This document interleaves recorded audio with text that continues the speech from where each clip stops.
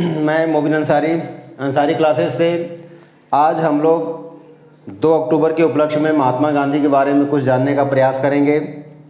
महात्मा गांधी, जिन्हें हम राष्ट्रपिता कहते हैं, बापू के नाम से जानते हैं, महात्मा के नाम से जानते हैं। महात्मा गांधी का जन्म 2 अक्टूबर 1869 को गुजरात के पोरबंदर ज़िले के काठियावाड़ नामक गांव में हुआ था। इनके पिता का नाम करमचंद गांधी और माता का नाम पुतलीबाई था और गांधी जी का पूरा नाम मोहनदास करमचंद गांधी था। कहा जाता है कि इनकी प्रारंभिक पढ़ाई लिखाई काठियावाड़ से ही हुई थी। जब ये मात्र 7 वर्ष के थे तभी इनका विवाह तय कर दिया गया था कस्तूरबा गांधी के साथ और 11 से 13 वर्ष के बीच में इनका विवाह कर दिया गया। इनके 4 पुत्र थे, हरिदास, रामदास, हरिलाल, रामलाल, देवदास और मणिदास। तो यह दोबारा याद रखना है कि इनके 4 पुत्र थे। 4 पुत्रों में एक का नाम था देवदास, एक का नाम था रामदास, एक का नाम था हरिलाल और एक का नाम था मणिलाल। तो इनके 4 पुत्र थे।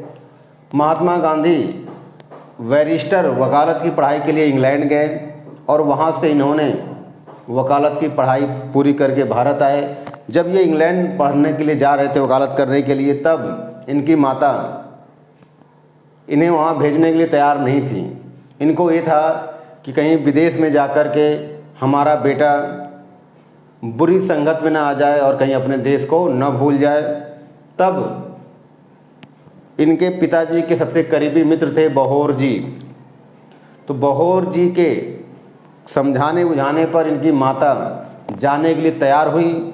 तब महात्मा गांधी ने उनसे ये वचन दिया था कि मैं जा रहा हूँ, लेकिन मैं वहाँ जाने के बाद 3 चीज़ों से दूरी बनाए रखूँगा। उनकी माता ने कहा, हाँ, आपको 3 चीज़ों से दूरी बनाए रखना है, तभी आप जाओगे। तो उन्होंने वचन लेकर के कहा कि मैं मंदिरा से, मांस और महिलाओं से दूर रहूँगा।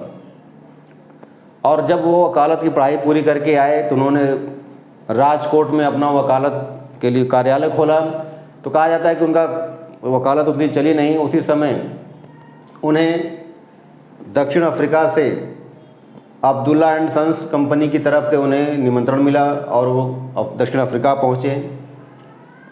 वहाँ वो लंबे समय तक वहाँ पर उन्होंने आंदोलन चलाया रंग भेद के खिलाफ और कई भी आंदोलन चलाए, जिनमें सहयोग आंदोलन वहीं से शुरू किया था उन्होंने, और वहाँ उन्हें सफलता मिली। और एक लंबे समय के बाद महात्मा गांधी 9 जनवरी 1915 को भारत पहुँचे। और जब भारत पहुँचे तो उन्हीं की उपलक्ष्य में 9 जनवरी को प्रत्येक वर्ष प्रवासी दिवस मनाया जाता है। 9 जनवरी को प्रत्येक वर्ष प्रवासी दिवस मनाया जाता है। और जब महात्मा गांधी दक्षिण अफ्रीका गए हुए थे तो कहा जाता है कि उन्हें ट्रेन से नीचे उतार दिया गया था और उन्हें बहुत ज़्यादा बेइज्जती महसूस हुई। तब उन्होंने रंग भेद के खिलाफ, इस भेदभाव के खिलाफ उन्होंने आंदोलन चलाया और उन्हें इस आंदोलन में सफलता मिली। गांधी के बारे में है कि जब वो भारत आए तो गोपाल कृष्ण गोखले से उन्होंने मिला और गोपाल कृष्ण गोखले गांधी जी के राजनीतिक गुरु थे। उन्हीं की परामर्श से उन्होंने पूरे 1 वर्ष तक पूरे भारत का भ्रमण किया और भारत भ्रमण करने के बाद उनसे एक बिहार चंपारण का एक किसान था, राजकुमार शुक्ल, उनसे मिलता है और चंपारण के किसानों की दशा के बारे में बताता है। तो महात्मा गांधी उसकी बात को पूरी तरह उनकी बात को जांच पड़ताल करने के लिए वो खुद जब चंपारण पहुँचे, वहाँ एक किसानों से पूछा और पूछने के बाद तब उन्होंने 1917 में भारत में पहला क्षेत्रीय आंदोलन चंपारण आंदोलन चलाया और अंततः उन्हें इस आंदोलन में सफलता मिली। उसके बाद उन्होंने अहमदाबाद आंदोलन, खेड़ा आंदोलन, ये प्रारंभिक आंदोलन चलाए, इनमें भी सफलता मिली। उसके बाद खिलाफत आंदोलन में वो भाग लिए। कहा जाता है कि इसका उद्देश्य मुस्लिमों का समर्थन प्राप्त करना था और गांधी जी कहते हैं कि ऐसा मौका सदियों में एक बार आता है, इसलिए उन्होंने खिलाफत में भाग लेकर के लोगों को एकजुट करने का प्रयास किया। यद्यपि गांधी जी पर इस बात को लेकर कि कुछ लोगों ने आलोचना भी की कि गांधी जी एक वर्ग को संतुष्ट करने में हैं, फिर भी गांधी जी की अपनी नीति थी।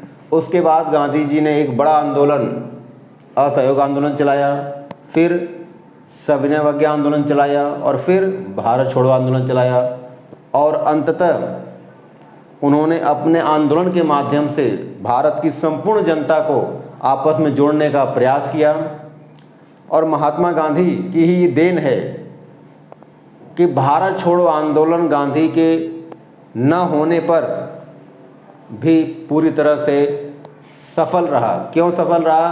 तो काफ़ी हद तक सफल इसलिए हम कह सकते हैं क्योंकि इसमें जनता ने जो जहां था वहीं से विद्रोह किया और पहली बार इसमें लोगों ने हिंसात्मक कार्यवाही भी की और अंग्रेज़ों को इस विद्रोह मतलब भारत छोड़ो आंदोलन का दमन करने के लिए हेलीकॉप्टर सेना तक का प्रयोग करना पड़ा। जबकि महात्मा गांधी के भारत आने से पहले भी आंदोलन चलते थे, लेकिन वो आंदोलन एक विशेष सीमित वर्ग तक सीमित था, जिसमें अमीरों के लिए या कुछ विशेष वर्ग के लिए ही होता था। लेकिन गांधी जी ने आम लोगों को जोड़ने के लिए आम लोगों जैसे वेशभूषा पहनते थे, आम लोगों के बीच में आम लोगों की भाषा बोलते थे।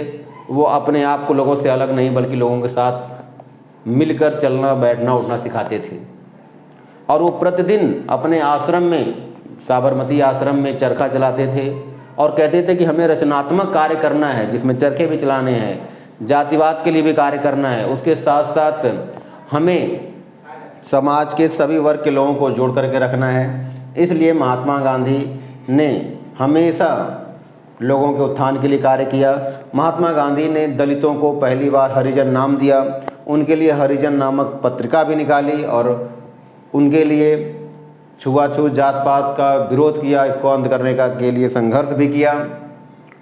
महात्मा गांधी यहाँ तक कहते हैं कि भारत की जो राष्ट्रभाषा है वो हिंदुस्तानी होनी चाहिए। क्यों? क्योंकि हिंदुस्तानी ऐसी भाषा थी जो हिंदी और उर्दू के मेल से बनी थी। उनका कहना था कि यदि हम हिंदुस्तानी को राष्ट्रभाषा बनाएंगे तो हिंदू मुस्लिम को आपस में एकजुट कर सकते हैं।